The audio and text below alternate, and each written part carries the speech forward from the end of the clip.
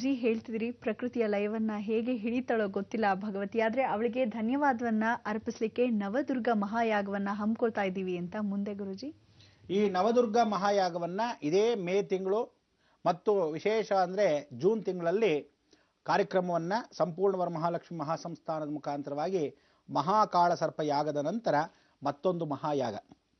ಈ ಯಾಗದಲ್ಲಿ ಅವಳಿಗೆ ನಾವು ಏನು ಹೇಳ್ತೀವಿ, 9 ದೇವಿಗಳು 9 ದಿಕ್ಕಲ್ಲಿ ಅಂತ.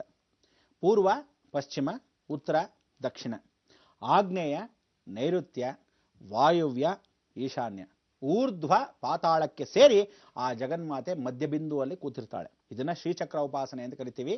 ನವ ಆವರಣಗಳು, 9 ಆವರಣಕ್ಕೆ 9 ನವದುರ್ಗೆಯರು. 9 ನವದುರ್ಗೆಯರಿಗೆ 9 ವಿಧವಾದ ಹೋಮಗಳು. ಆ 9 ವಿಧವಾದ ಹೋಮ ಒಂದೇ ದಿವಸದ ಕಾರ್ಯಕ್ರಮ. ಆ ಒಂದೇ ದಿವಸದ ಕಾರ್ಯಕ್ರಮಕ್ಕೆ ರೂಪುರೇಖೆಗಳು ಆದಿ ಮಧ್ಯ ಅಂತ್ಯ. ಅಂದರೆ ಮೊದಲನೇ ದಿವಸ ಕಳಶ ಸ್ಥಾಪನೆ, 2ನೇ ದಿವಸ ಪೂರ್ಣಾಹುತಿ, ಕೊನೆಯ ದಿವಸ ಮಂಗಳ ಆರತಿ. ಆ ಮಂಗಳ ಆರತಿ ಅನ್ನೋದು ಹೇಗೆ ಅಂದರೆ, ಆ ಜ್ವಾಲೆಯ ಮುಖಾಂತರವಾಗಿ ಅವಳು ಭೂಶಕ್ತಿ ಸ್ವರೂಪದಲ್ಲಿ ಕೊನೆಯ ದೇವಾಲಯ ಅಂತ ಹೇಳಿದ್ನಲ್ಲ, ಕಲಿಯುಗದ ಕೊನೆಯ ದೇವಾಲಯ ನಿರ್ಮಾಣ ಕಾರ್ಯಕ್ಕೆ ಸ್ವತಃ ಭೂಸ್ಪರ್ಶವನ್ನ ಮಾಡಿಕೊಂಡು ಬಂದುಬಿಡ್ತಾಳೆ. ಆ ದಿನದ ಶಕ್ತಿಯನ್ನ ಎಲ್ಲರೂ ಸ್ವತಃ ಬಂದು ದೇವಿಯನ್ನ ಭೇಟಿ ಮಾಡಬಹುದು. ಅಂದರೆ ದೇವಿ ಭೂಲೋಕಕ್ಕೆ ಬರ್ತಾಳಾ ಅನ್ನೋದು ಎಷ್ಟೋ ಜನಕ್ಕೆ ಕಾಲ್ಪನಿಕ ಜಗತ್ತು ಅನ್ಕೊಂಡ್ಬಿಟ್ಟಿದ್ರೆ, ಭೂಮಿಗೆ ಸ್ಪರ್ಶ ಮಾಡ್ತಾಳೆ, ಎಲ್ರಿಗೂ ತಮ್ಮದೇ ಆದ ಅನುಭವಗಳಾಗತ್ತೆ ಆ ದುರ್ಗೆಯರ ಮುಖಾಂತರ. ಯಾಕೆ ಅಂದರೆ ಪ್ರತಿಯೊಬ್ಬ ಮನುಷ್ಯನ ದೇಹದಲ್ಲಿ 9 ನವರಂಧ್ರಗಳಿದೆ. ಈ ನವರಂಧ್ರಗಳ ಮುಖಾಂತರವಾಗಿ ನಾವು ಉಸಿರಾಡ್ತೀವಿ ಅಂತ ಹೇಳ್ತೀವಿ. ಪ್ರಾಣ ಬರ್ತಕ್ಕಂಥದ್ದು ಒಂದೊಂದು ರಂಧ್ರದ ಮುಖಾಂತರವಾಗಿ. ಆ ಉಸಿರು ಬರದೇ ಇದ್ದ ಪಕ್ಷದಲ್ಲಿ ಪ್ರಾಣ ಬರೋದು ಪ್ರಾಣ ಹೋಗೋದು ಸಹಸ್ರದಲ್ಲಿ.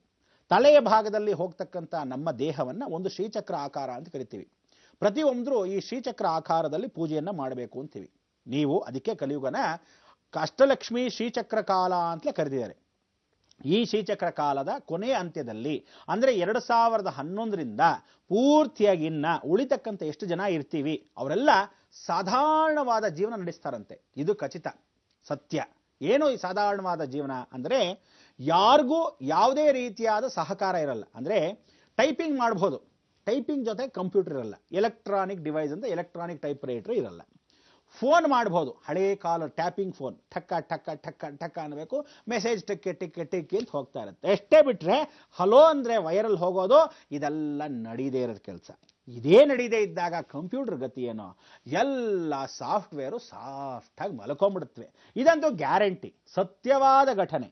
ಆಗ ದುರಹಂಕಾರಗಳು ಎಷ್ಟು ಜನ 1 ಲಕ್ಷ 2 ಲಕ್ಷ 30,000 50,000 ಅಂತ ಸಂಬಳ, ತಲೆ ಬುಡ ಗೊತ್ತಿಲ್ದಿದ್ದವನ್ನೆಲ್ಲ ಸಂಪಾದನೆ ಮಾಡ್ಕೊಂಡ್ಬಿಟ್ಟು ಬೇರೆ ದೇಶದಿಂದ ಬಂದವರಿಗೆಲ್ಲ ಕೆಲಸಗಳು ಕೊಟ್ಟು ನಮ್ಮ ಕನ್ನಡದವರಿಗೆ ಆದ್ಯತೆನೇ ಕೊಡದೆ, ಎಷ್ಟೋ ಜನ ನಮ್ಮವರು ಅಂತ ಮೊದಲನೇ ಸ್ಥಾನ ಕೊಡದೆ, ಭಾರತ ದೇಶದಲ್ಲಿ ಎಲ್ಲ ತಲೆ ಎತ್ತೋದಲ್ಲ, ಇಡೀ ಪ್ರಪಂಚಾದ್ಯಂತ ತಲೆ ಎತ್ತಿರ್ತಕ್ಕಂಥ ಆ ಸಾಫ್ಟ್ವೇರ್ ಎಲ್ಲ ವೇರ್ ಆಗೋಗುತ್ತೆ ಅಷ್ಟೇ ಹೊರತು ಸಾಫ್ಟ್ ಆಗೂ ಇರಲ್ಲ. ಆದ್ರಿಂದ ಎಲ್ಲ ಕರೆಂಟ್ ಹೊಟ್ಟೋದ ಮೇಲೆ ಸಿಗ್ನಲ್ಸ್ ಎಲ್ಲಿರುತ್ತೆ? ಯಾವ ಸಿಗ್ನಲ್ಸು ಇಲ್ದಿದ್ದಾಗ ನೀವುಗಳು ಏನಾಗುತ್ತೆ, ಏರೋಪ್ಲೇನ್ ಹೊರಡಲ್ಲ. ಯಾಕೆಂದ್ರೆ ಮೇಲಿಂದ ಸಿಗ್ನಲ್ ಕೊಟ್ರೇನೆ ಕೆಳಗಿಳಿಯಕ್ಕೆ, ಎಲ್ಲ ವೇಸ್ಟ್. ಕರೆಂಟ್ ಟ್ರೈನು ಮತ್ತೆ ತಿರುಗಿ ಸ್ಟೀಮ್ ಇಂಜನ್, ಏನು ಮಾಡೋಕ್ಕಾಗಲ್ಲ. ಹಂಡೆ ಒಲೆ ಉರಿ, ಎಲ್ಲ ಹಂಡೆಗಳು ಮೇಲೆ ಎತ್ತಿಟ್ಟಿದ್ದೀರಾ ಜೋಡಿಸಿ. ನಮ್ಮ ಮಾವ ಕಾಲದಲ್ಲಿ ಕೊಟ್ಟಿದ್ದ ಹಂಡೇರಿ ಇದು ಎಷ್ಟು ಚೆನ್ನಾಗಿತ್ತು ಅಂತ ಕೆಲವರು ಇವತ್ತಿಗೂ ಕಾಪಾಡ್ಕೊಂಡಿದ್ದಾರೆ. ಕೆಲವರು ತೂಕಕ್ಕೆ ಹಾಕ್ಬಿಟ್ಟಿದ್ದೀರಾ. ಏನು ಮಾಡ್ತೀರಾ? ಹೊಸಬ್ರು ಬಂದಾಗ ಹಳೆ ನೀರನ್ನ ಕೊಚ್ಕೊಂಡು ಹೋಗ್ಲಿ ಅಂತ ಬಿಟ್ಬಿಟ್ರಿ. ಆದರೆ ಓಲ್ಡ್ ಇಸ್ ಗೋಲ್ಡ್ ಅನ್ನೋದು ಮರ್ತು ಹೋದ್ರಿ. ಇವತ್ತಿನ ದಿವಸ ಹಳೇದು ವಾಪಸ್ ಕೇಳಿ, ಆಂಟಿಕ್ಸ್ ಅಂತ ನಿಮ್ಮ ತಲೆಗೆ ನೀವೇ ಕಟ್ತಾರೆ. ಅದನ್ನು ತಂದು ಆವಾಗಿದ್ದಿದ್ದ 50 ರೂಪಾಯಿ ಹಂಡೆ ಇವತ್ತು ನಿಮಗೆ ಏನಿಲ್ಲ ಅಂದ್ರೂ ಒಂದು 5,000 ರೂಪಾಯಿ ರೀ ಅಂತಾರೆ. 50 ರೂಪಾಯಿ ಹಂಡೆ 5,000 ರೂಪಾಯಿ ಅಂದಾಗ ಆ ಕಾಲದ ರೋಸ್ವುಡ್ ಮಂಚ ಬರೀ 100 ರೂಪಾಯಿಗೆ ಮಾರ್ಬಿಡೋರು. 100 ರೂಪಾಯಿಗೆ ರೋಸ್ವುಡ್ ಮಂಚ ಮಾರೋರು. ಇವತ್ತು ರೋಸ್ವುಡ್ 100 ರೂಪಾಯಿ ಏನು ಸಿಗುತ್ತೆ, ಅದಕ್ಕೆ ಹಾಕೋ ನಟ್ ಸಿಗಲ್ಲ ನಿಮಗೆ.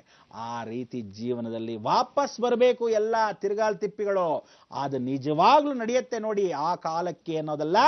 ಇದೇ ಕಲಿಯುಗದಲ್ಲಿ 2011 ಅಕ್ಟೋಬರ್, ಸೆಪ್ಟೆಂಬರ್, ನವೆಂಬರ್, ಡಿಸೆಂಬರ್ ಈ 4 ತಿಂಗಳಲ್ಲಿ ಜ್ಞಾಪಕ ಇಟ್ಕೊಳ್ಳಿ.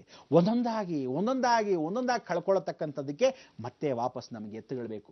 ರೈತರು ತಿರುಗಿ ತಮ್ಮ ಸ್ಥಾನವನ್ನ, ತಮ್ಮ ಗೌರವನ್ನ, ತಮ್ಮ ಜಾಗವನ್ನ ತಾವೇ ಇಟ್ಕೊಂತಾರೆ. ಯಾಕೆಂದ್ರೆ ಮಾರ್ಬಿಟ್ಟಿದ್ದೀರಾ ಎಷ್ಟೋ ಜನ ಭೂಮಿಯನ್ನ. ಮತ್ತೆ ಏನಾದ್ರೂ ಫಸಲ್ ಬೇಕಾದ್ರೆ ಏನ್ ಮಾಡೋದು? ಟ್ರ್ಯಾಕ್ಟರ್ ಗಟ್ಟಿ. ಟ್ರ್ಯಾಕ್ಟರ್ಗೆ ಏನ್ ಮಾಡೋದು? ಡೀಸೆಲ್ ಇರಲ್ಲ. ಮತ್ತೆ ಏನ್ ಮಾಡಬೇಕು? ಹಸುಗಳನ್ನ ಮತ್ತೆ ಕರಿಬೇಕು, ಎತ್ತುಗಳನ್ನ ಕರಿಬೇಕು.